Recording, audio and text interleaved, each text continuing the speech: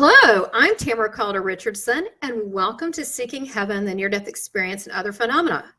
Today, we have someone across the globe here with us from the UK, and let me tell you a couple things about him, and I'll introduce him.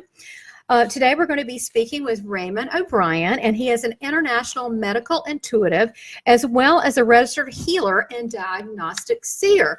Now, he does a lot more than that, so we're going to talk about that. And he's also a 12-time, yes, you heard that right, 12-time near-death experiencer. And we've been having too much fun on the pre-show because we just have so much simpatico with us both being seers, and we just had a blast, and creative people. So I want to welcome you to the show, Raymond. Thanks for being here. Oh, thank you for asking me.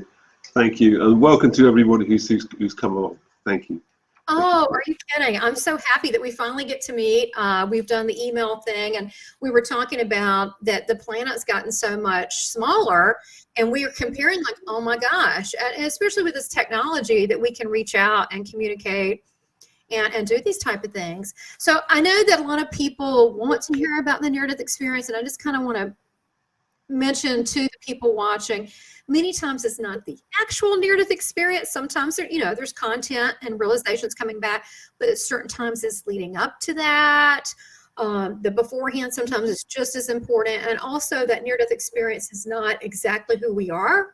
We are a living spiritual being that is evolving, meaning we're learning, we're having discoveries, and even we have mentioned before that some people that do have near-death experiences, not all of them all of a sudden become really wise. It depends where you are before you had them. So before we get into the NDE thing, why don't we get into you being a seer and mention that you came from a family of seers, and we were talking a little bit beforehand. You said something. Was it your mother or your grandmother that was a seer? It was my grandmother. But my mother also, so I later learned, my mother also had those skills. Really? Did she acknowledge it? Yes, she did. And it was in a really surprising way. Pops was in the army. Mm-hmm. He met Mum in Germany. And so in Germany, it was a big thing after Sunday dinner that you'd go for a walk over the road into the ornamental gardens just to walk off your dinner. And I went over the road with my mother, and we stopped. We stopped at an old lady who was all dressed in black. She had a big black ringed hat and a black veil, black gloves on. She had a stoop and a cane. Mm-hmm. I remember hearing my mother arguing with Omar. And the arguing stopped. We went off our separate ways. Omar said goodbye to me. And I remember looking up at my mum and asking what was the argument about.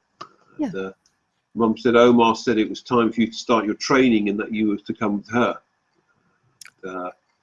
And I distinctly remember being... Is it Opa or Oma? Does that mean grandmother? What does that mean? Yes, Omar. Yeah. Oma. Okay. Oma. Grandmother.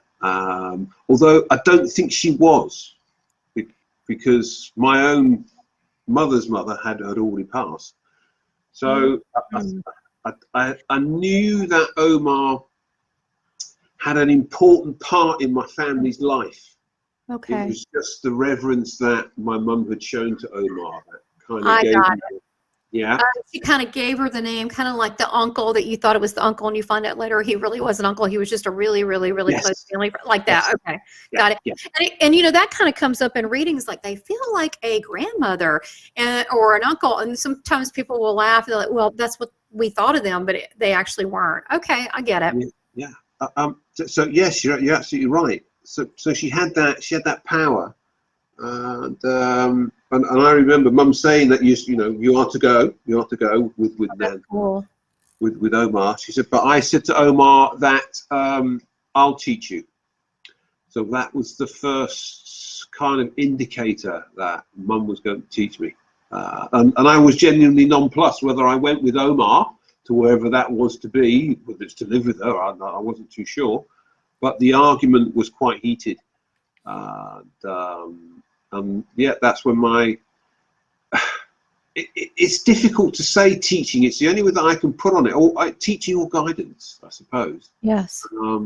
But I'd already known that I was a bit different because I've got two other brothers, and not long after I was born, maybe 4 or 5 months, my brother had taken me in his arms, and he'd taken me to the steps of the cellar.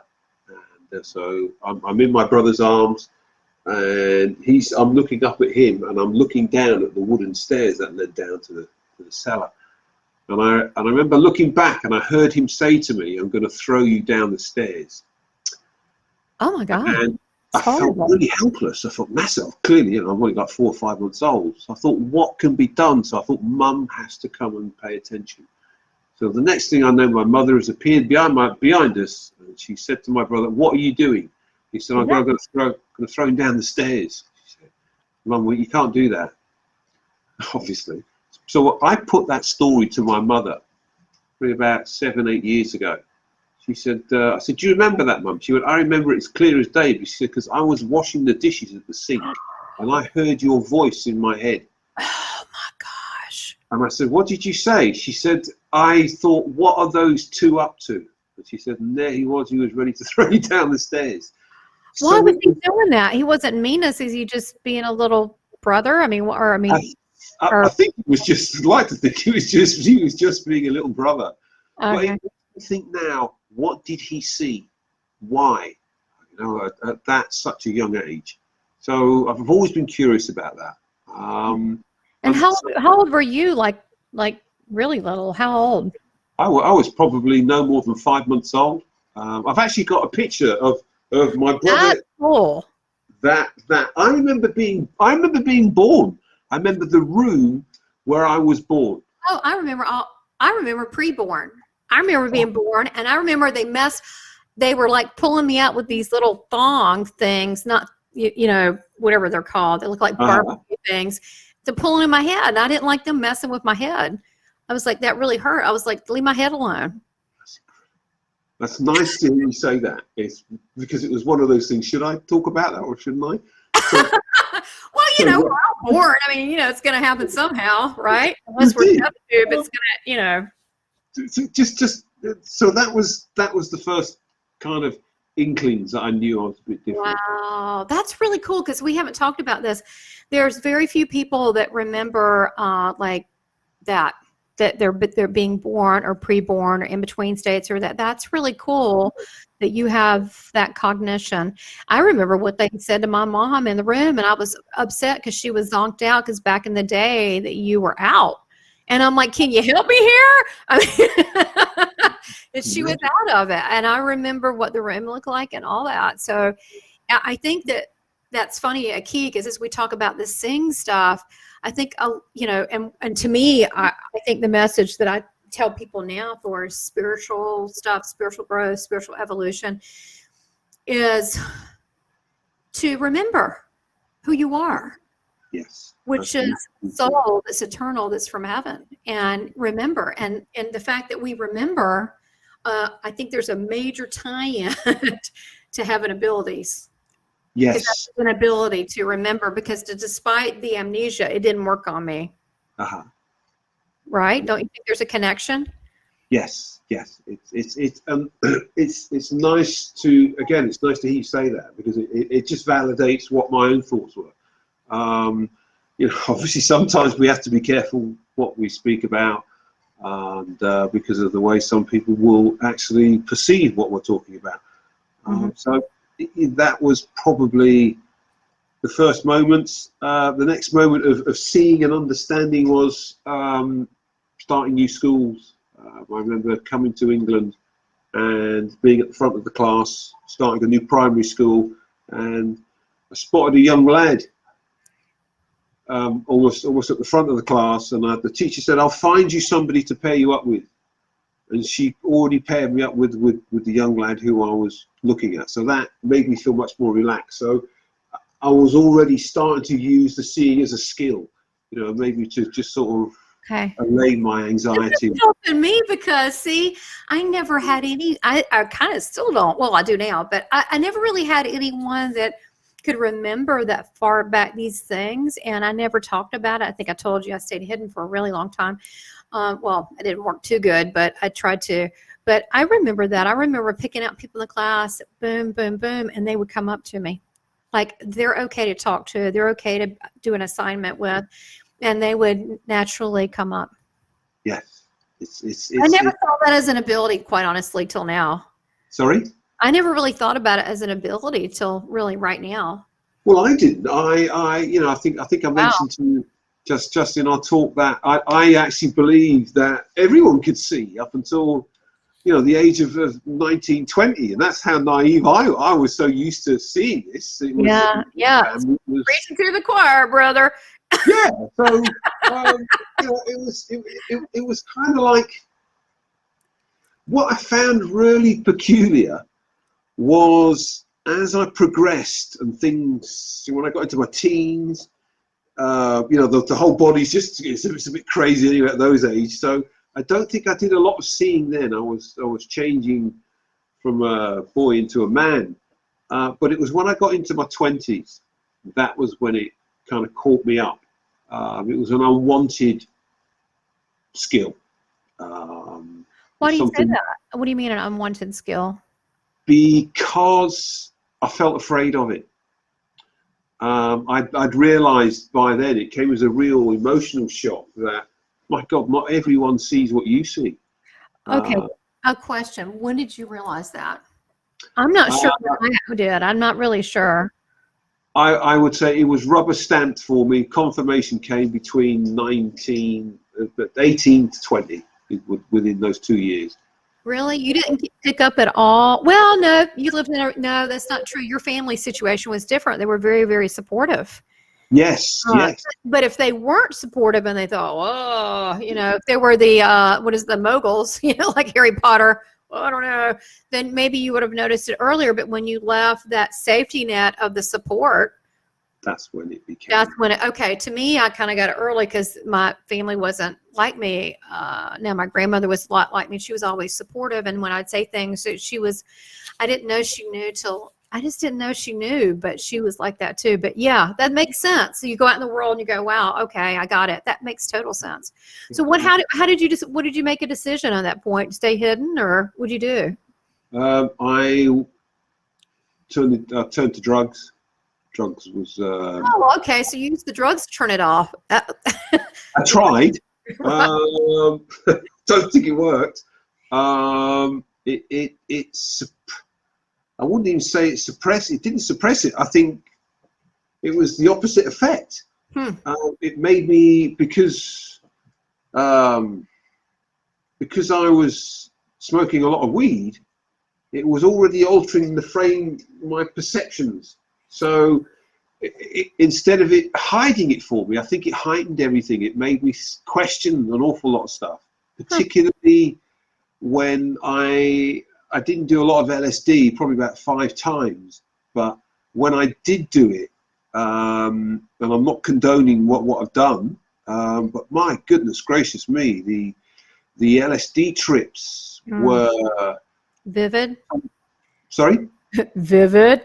Very, very, very vivid. But I felt so at home. So that was, so as I said, I wasn't a great user. And then one day, Mum turned around and said to me, there's something wrong with my foot. Bearing in mind that I wasn't interested in working on anyone. Okay. She said, put your hands on my foot. So I did, and the pain went. And I felt I'd been collared by my mum then. Like, she knew that whatever she had done had worked. And, but in the meantime, my mum had a brother, and he had the same ability, and it drove him almost insane. And he had become an alcoholic, spent a lot of time in prison. Wow. And obviously when he was in prison, he would put hands on people and the pain had stopped. So, life in prison for him was better than being outside in society. So he felt comfortable there. He had his 3 meals a day. He didn't have to really think about what people thought of him. His drinking habit had stopped. So it was a good thing, and I was aware of that. I'd seen the impact on him, so that was kind of like a driver to me, really, to still keep away. Oh yeah, it was like an option. You could go Yes, it that was. way, Yeah. or right. So you can had to learn how to master this, right? yeah, it was already. I was already changing massively. Mm. I was already seeing stuff which, that second sight, that was always there. And then, as I said, Mum said, work on my foot, and then I knew I'd been collared. I went deeper into drugs and alcohol, still trying to smother it, and then I ended up at a heating company. And we spoke about this earlier. I was out with my boss. We'd just been to an old lady's house. I put my hand to her ear, and the pain had stopped, and we packed up all our tools. Oh, you did it on the job. Yeah, I did. Yeah. Okay. Yeah. Okay. I knew you went there, and so you actually did your thing. You just kind of felt moved to help her. Well, my boss volunteered me. She used to call me Voodoo Ray. So we used to all of the engineers would meet in the morning at a place called Swiss Cottage, almost in the centre of London, just North London. And as I sat outside having me roll up, she came out of the sliding doors, and I looked at her. I went, "All right, Michelle." She went, "All right, Voodoo. What's wrong with me?" She said. And as quick as a flash, my finger went bang, and it touched her on the top of her thigh. I said, "It's your thigh. You got a problem with your thigh." She swore. She said the F word, spun around, and went back in. And so then I went out to work with her, and that's when we ended up at the old lady's flat. And she turned around. The old lady said, "Oh, I'm Michelle. How are you?" The old lady said she had something wrong with her ears. She said, "It's your lucky day. We got Voodoo Ray here." So she explained to the old. That's at least look at it how they accepted you, and the way they knew how the guys at work, they did accept you, and they're like, they laugh about it. Whoa, we don't know what this is, but it works, and he's a good guy. We like him, so what the heck? So they did accept you. They did, and I found that. Sorry. It's beautiful. That's really beautiful, because they weren't intimidated by that. They were. It took me a while to win them over. One of the things that happened is that I'm inside the cafe area, and a phone gets passed to me by one of the other engineers, and he said, "I've told him all about you. Tell him what's wrong with him." So I'm just giving this mobile phone, and I'm talking to somebody I don't even know I'm talking to. I'm like, "All right, fella, what's up?" He said, "What's wrong with me?" I think he had something wrong with his shoulder. Yeah. And so I was right, and so I passed him back to the guy who gave me the phone, and obviously he's gone, yeah. And so it was things like this, and the guy who had the phone also asked me, "What's wrong with me?" And so I told him as well. So I was proved, they wanted me to prove what I was seeing, which was good. I think, for anyone who's doing something, you have to prove that you're worth or you're good at what you do. And I know we're going to talk more about that also on the live chat, but I do want to touch on that, because to me, we pre-show, that kind of hits a nerve with me when people go, from my perspective, they go, "I'm a medium," and then either they can't read me, or they give me a psychic reading, which is about this life, or they'll tell me something, about this life, and they're like partially correct, but a lot not correct. Yes. And then it's not even a medium reading. It is bothersome to me that there are standards. That's why and I want to get to your training too, because that's why I personally, and that's why I totally connected with you, both being, recall and Yes. Here I am in this world. Here I am. And then having abilities, I was seeing, talking to spirit, all these things, like you, and I could see things in people's body. I didn't go that direction to use it for that, but I could see the body here, so-and-so the prostate.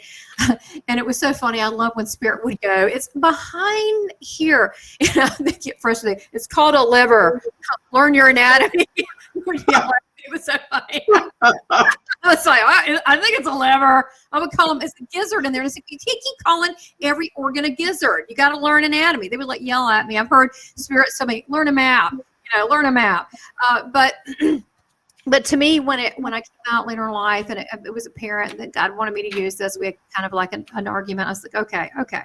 And when I decided I was going to get training, because even though I had a lot of ability, and for years, I mean, this was not a random thing. It was my whole life. I knew to go out to the public that trust you.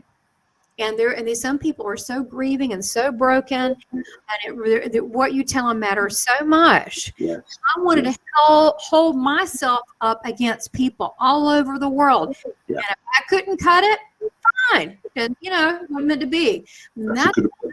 And that's why I trained 8 years. And people go, what's the difference? But it's a big difference. It's a massive, massive, massive difference. People that are trained, really trained, and whether it be in any type of intuitive or a medium, and you're training for years with not just but like extremely well-trained masters in this area, you're gonna be pushed. You're gonna be pushed so uncomfortable, and part of it is just showing up and doing it anyway. And I want to talk about, because I know you feel the same way. I know you did get training, and you're also part of a Healing Trust UK, and you're also a registered healer. But I know you saw this coming up through life, and I know somehow the NDEs merged in with this. But at what point, because right now you're going to be in 6 weeks certified as another degree? In roughly 6 weeks' time, I'm going to be I am already a counsellor. I've gone for the higher qualification, and I should have that piece of paper in my hand if all goes right. So I'll be fully qualified in counselling and psychotherapy, and it's that blending of the validated work, validated by the English Education Government Board. So it's to blend that in with the experiences of the near death, of being a seer. Well, it gives you credibility. I mean, look, the way I look at it, you're already certified by God. That's done. But people, okay, I want to have a stamp that says certified by God. You can share it on your website too. I need to create that. I like that. Yeah, isn't that cool? But because people, they're like, I'm like chosen to do this, and they're like, yeah, you got to put names, you got to put certifications, you got to put diplomas. In this world with humans, they need that, and it also, I think, shows our level of commitment to service to God and to humanity. Because I said, all right, we're going to do this. It's on. Yes. It's on. We're going to take it all the way out. Yeah. When I mean that, I mean all the way out, like globally, and the same with you, internationally.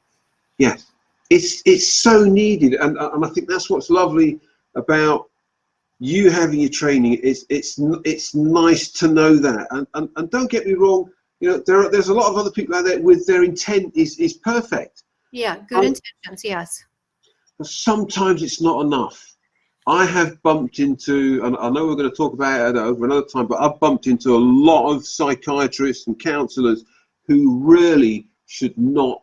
They should have been honest and said, I've never dealt with somebody who's been through the trauma he has been through, whether it's trauma of what I'd seen or through the wonderment. These people who I sit with have no understanding of that, and the impact Ethics. is devastating. It's ethics. You're absolutely right. They should say, I don't know about that. If you still want me to listen, I'll listen. Can I tell you I understand that? No. I can try to look for you. And I think that's what's so beautiful, you being a part of the, near-death experience community, and how that you're using your gifts and intuition to say, being information and getting downloads. Should I go here? Should I do this? We wait for instruction now. Yes. In the past, I didn't do that. I didn't either. I didn't do that. I did it my way. It was a lot of fun, but it didn't work out real well. Yeah, I know. We still had to come back to the table, and that was, the only thing left on that table was you have to do it properly. You know, as you said, we've had a lot of fun. Yeah, and they called me to service, like, we've been waiting for you to get out of the disco cage now. We're this hanging above everybody, dancing. It's time. We're ready for you. We need your help. Seriously. And it was just like, bam. And when you do something, I think it doesn't matter what it is. If you're a plumber or a nurse, a teacher, whatever you do, you should have pride and do it to the fullest and be educated as much as you can, including reading books and associating and being engulfed in the topic. And I feel like our profession of being a professional seer, intuitive, medical healer, medium, all of that. And I'm sure we do the same. A lot of people don't understand, people that are at a heightened level of ability, because I also remote view, out of body, you do a lot, almost exactly what I do, but you choose to do it for the healing portion and helping in therapy, where Yes. I do it a different way through, like, my Southern Belle Medium, my entertainment and family, and get people to open their hearts and laugh and start seeing, wait a minute, I am a spiritual being, you know, and start growing that way. So we do it. We use the gifts we have. We have all of those gifts, but we use them differently. Yes. Yes. Right. It's like we have a toolbox and we have the same toolbox, but you use your hammer more than maybe, you know, than I use the pliers. Mm-hmm. What do you think? Is that good? I don't know. Yeah, absolutely. Yeah, I'd like to term it same meat, different gravy. So that's so, you know, Yeah. so. Yeah, it's right. It's like there's a restaurant here in Bonefish, and you get a fish and you get like 5 different types of sauces to put on it. Mm-hmm. Yeah, so that's how I kind of sum it up. I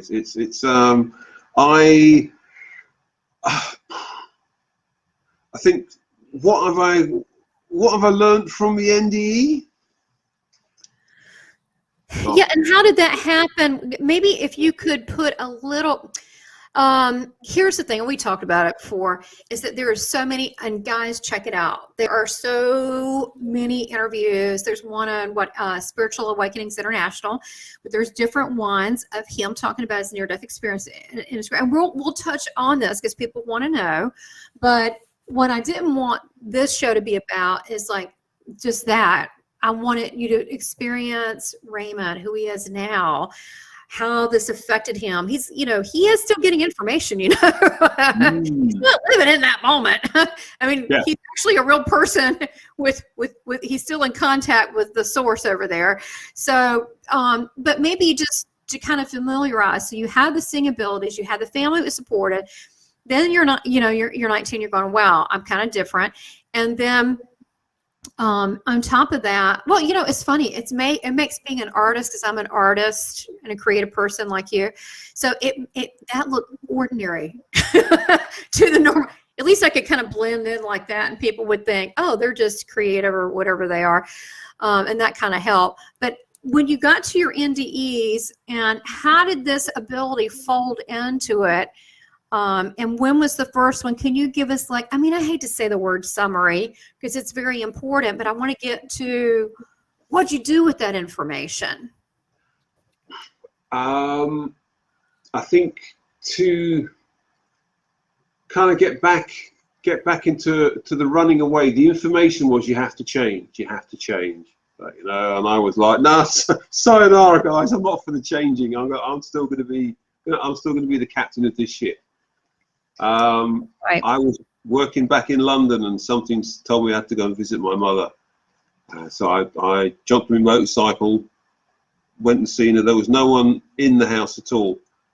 We sat down at the kitchen table, and Mum was in a peculiar mood, very serious mood, and she had something. I knew something wasn't right.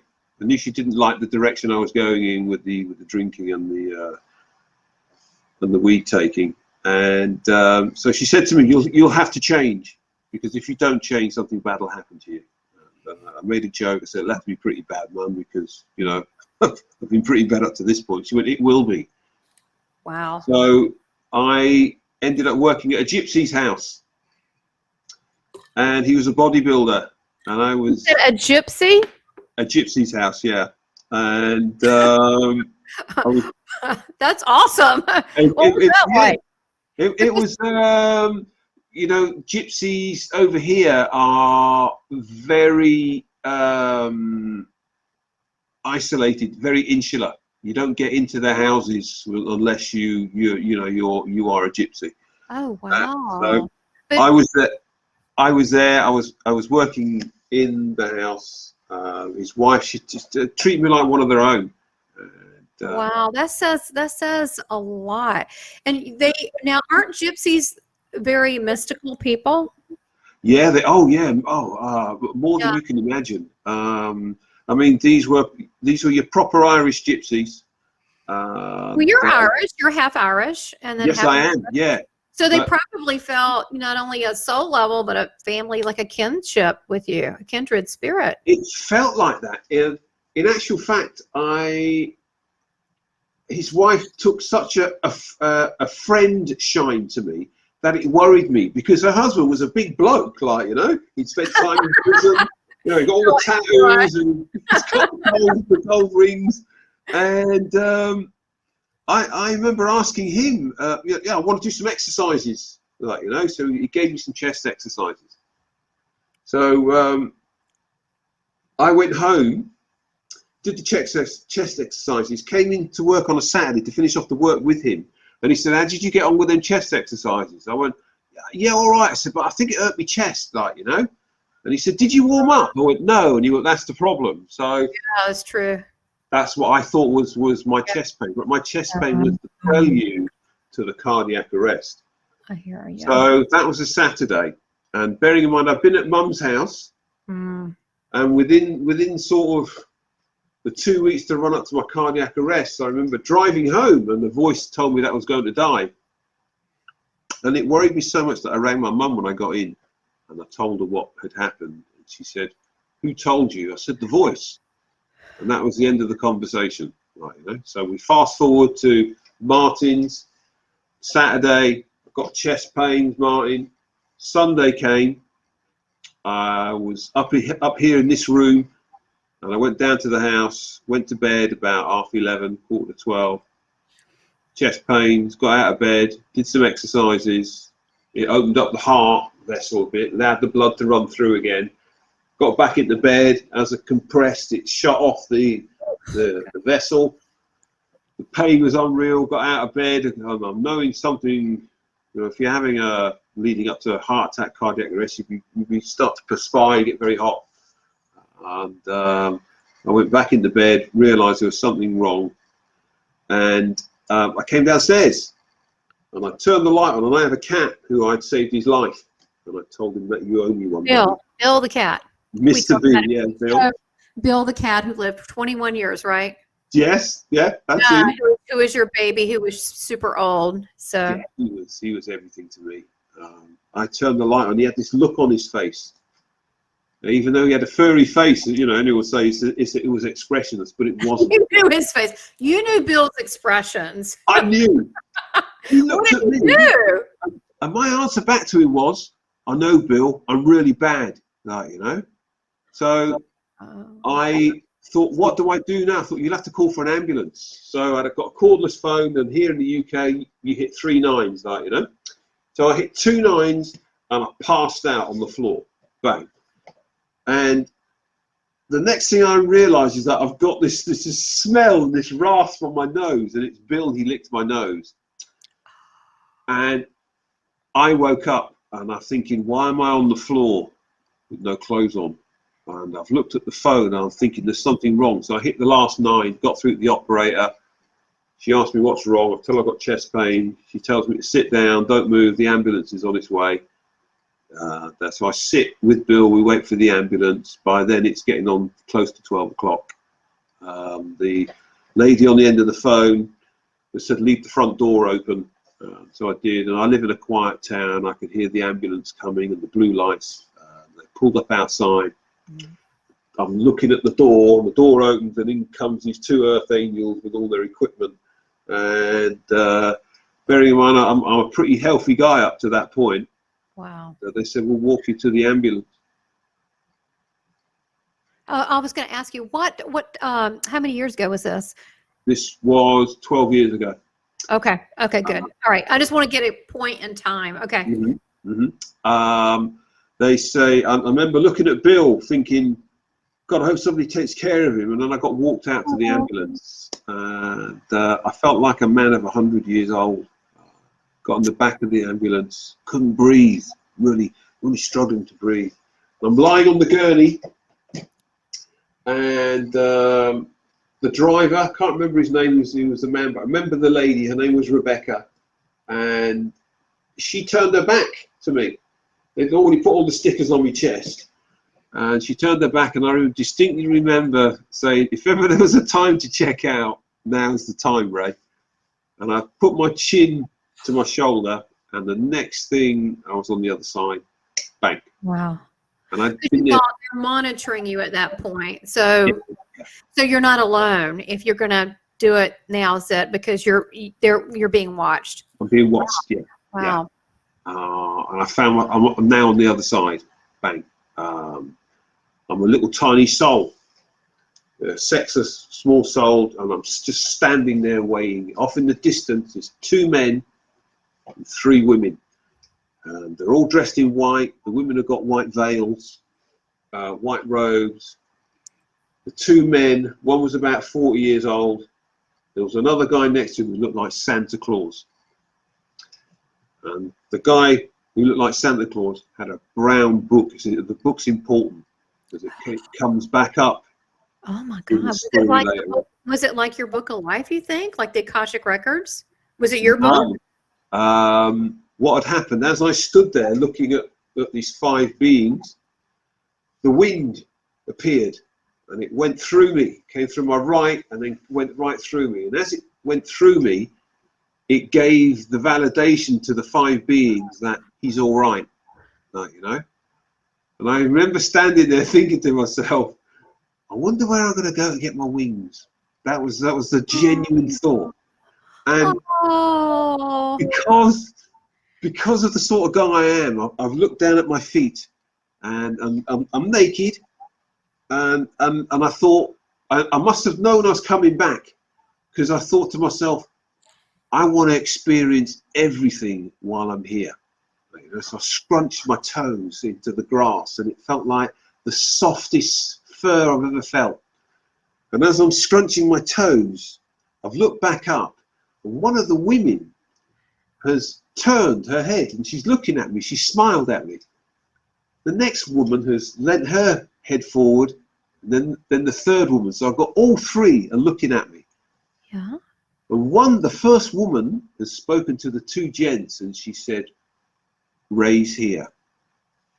And at that moment, I've teleported from where I'm standing, drifted, and I've ended up next to the youngest guy.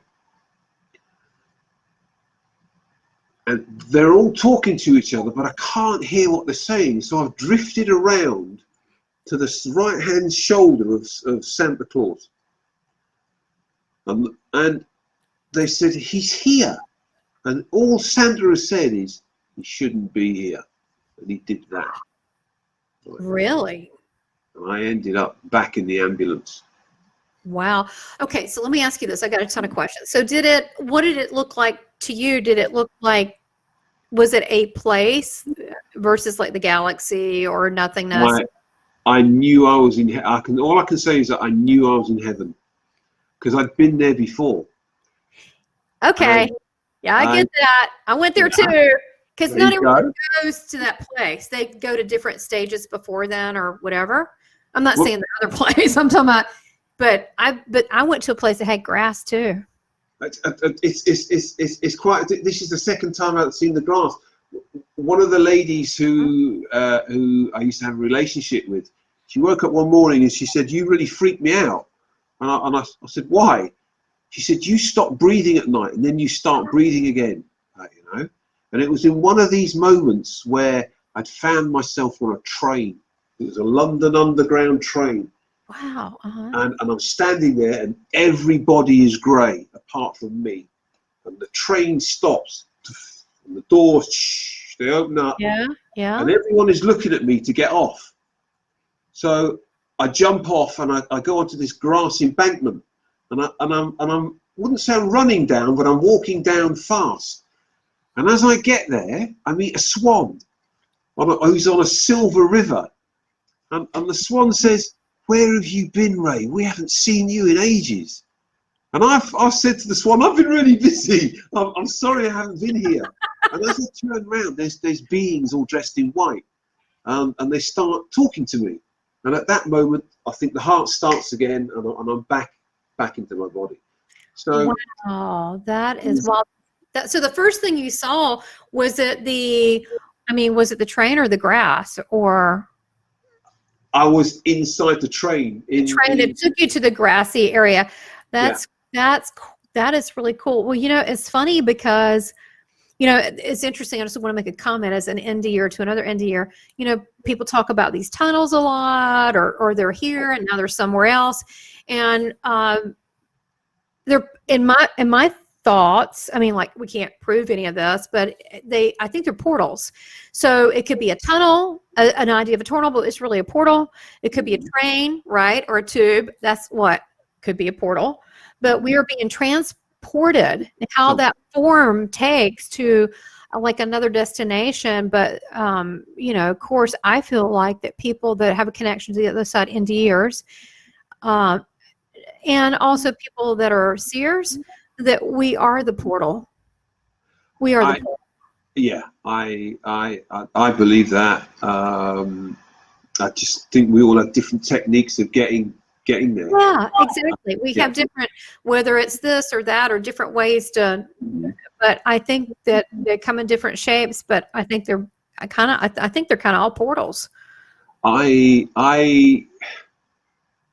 lived with that thought of what happened for a long time, of like, that, like, joining the two experiences together, getting off the train and being on the other side. That's cool. When I had my cardiac arrest. But what kind of made it even, I'd say, worse, to be honest, okay, was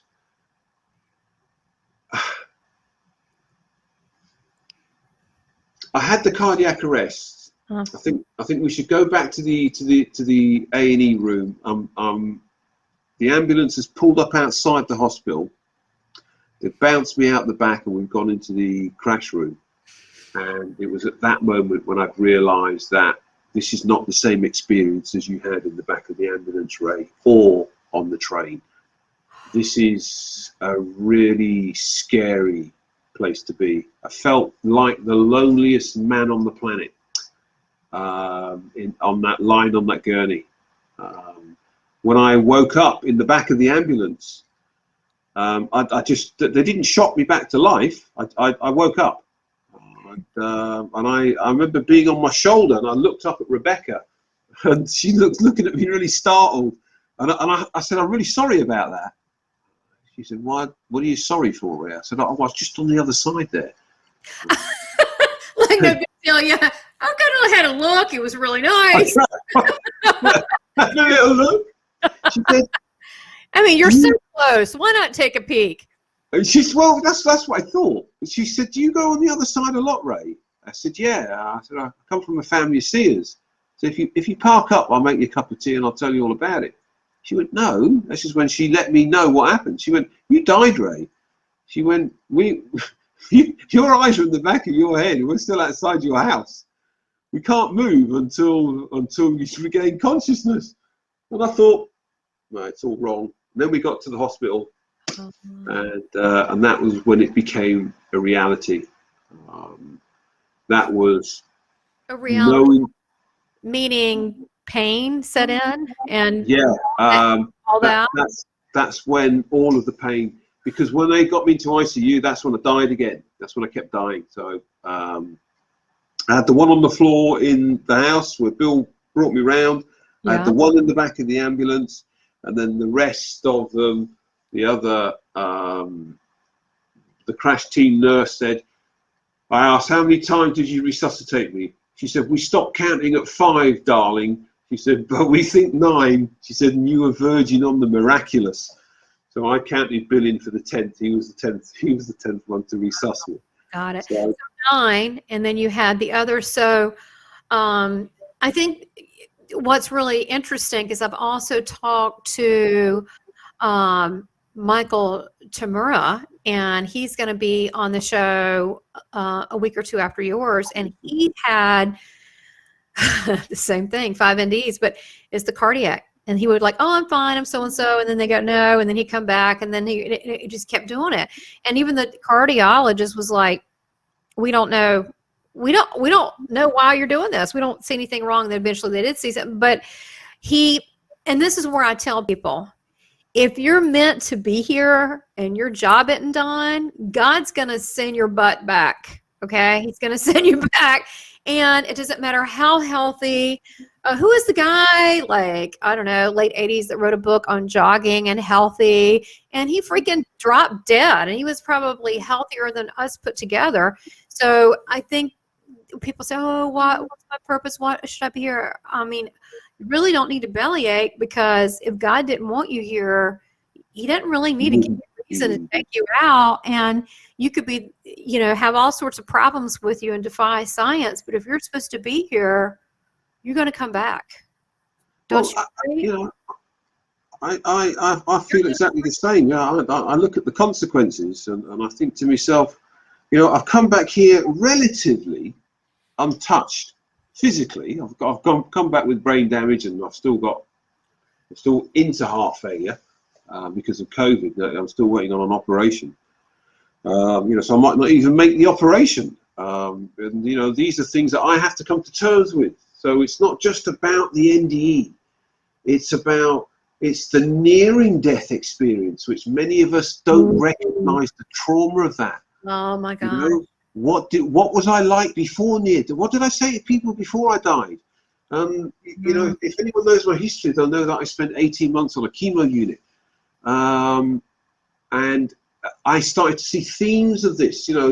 Patients, relatives would come up to me and say, they're telling me some of the worst things you can imagine. Why are they saying this to me? But when you've heard that 4 or 5 times, you start to realize that you were the same, Ray. You were saying terrible things on the run up to your death.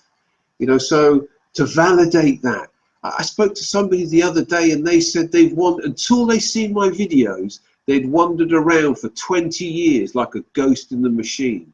And it was when they watched it, they thought, thank God, I thought I was going mad. So, what you and I do has a massive impact. It's not just about the NDE, is it? It's, what was it like on the other side, Ray? Well, it was magical. But there is a dark side, and the dark side was the ICU unit. Well, pain. I always, kid with Jesus. I'm like, but I'm not kidding. I don't like pain. I would prefer not to go through a lot of pain. But what's interesting now is that my viewpoint, I'm in pain. You can change your viewpoint, and it's a bit weird. Someone told me this years ago. And they said they were having a heart attack, and they said, be able to experience all things. He said, so I surrendered to the pain. I was like, this is interesting. So this is what it's like having one. Okay. And so I have had, I wouldn't say a heart attack, but I've had, oh God, I broke my foot in several areas. I was doing the martial arts, and I couldn't get to a doctor for a day, and so I was trying to hobble along. It was kind of wiggling there. It was really painful, kind of black and blue, and I just didn't think that even that or other things, surgery, I didn't think that I could be okay. But then I realized, okay, this is pain. This is part of being human. I know it sounds kind of strange, but it kind of, to some weird degree, embracing it. Yes. Yeah. I know that sounds peculiar, but it's the more it kind of hurts. And someone told me that, who has been knocked up a lot, especially martial artists. They've broken a lot of stuff. Some people work with knives that got stabbed. They're like, embrace it and breathe and embrace it. And then, call in, your angelic heavenly help and embrace it and so forth. But it's the part that I have a personal problem with. We've discussed it, so it's okay to talk about it. But so many of these NDE stories, first of all, I'm anyone that's willing to speak about this topic. First of all, Thank you. I'm excited. But I created this channel for NDErs by an NDEr. What does that mean? That means don't be embarrassed. If you don't want to talk about it, you won't talk about it. If you want to talk about it and you've never talked about it before, I'm backing you 1,000%. So nobody's going to say anything. And if they did, I'm taking them off. Because you know what? It takes a lot of courage to speak out. But what I don't, and there's even people who say, oh, I'm just interested because there's money in this. I said, money? Do you know I've spent my whole life since 12 years old? I'm obsessed with this phenomenon. I haven't gotten a paycheck for it. I'm just obsessed with this topic and helping people in this way. But the part that I don't like out of everything and all the good that's been done with the near-death experience topic, I don't like the way it's painted that yeah, I do want to encourage people. I do want to encourage people. In the end, there is a God. There's a loving God. Jesus is real. I saw him. And there's others there. There's elders. There's other holy people. There's, you know, a lot going on. Okay, angels, all that. But there are different dimensions and states of beingness. And some of the human stuff we go through can be really dark and scary getting to that point. And then depending on where you are in your spiritual progress, you may not go to that place with the grass that feels like a really silky and it's cool on your feet and silky and it moves through your toes like it's alive. And it feels really, really good. Like, I don't know. You may not go to that place, not because you're a bad person. It's because maybe you're learning you need to go through other areas and dimensions to learn that first before. It doesn't because you're bad. I mean, everybody gets help there. So we don't talk about that. So can you speak on, I know that this is kind of dear to you too. Everybody talks about the love, and love. Well, yeah, ultimately in that place, it is all love. But in this world, there is opposites. There's good, there's bad, there's white, there's black, there's gray, there's pink, there's, you know, blue. It's not everything is not, you know, Disney World. So can you speak about this? Because you canceled a lot of people in this area because you didn't get the help proper therapy, psychology, from like a psychology or therapy. You didn't get that. I went to an awful lot of counselors, an awful lot of psychiatrists. And it was at that point where I'd realized that you're not going to get the help that you're looking for because of what I was presenting. A lot of the problems that I had was my experience may clash with somebody's own religious beliefs, might clash with their own spiritual beliefs. So I would get their own introjections would be brought into the counselling room. Yes. So what eventually happened to me is that I ended up becoming a trained counsellor and psychotherapist, just dealing with the traumas of NDE.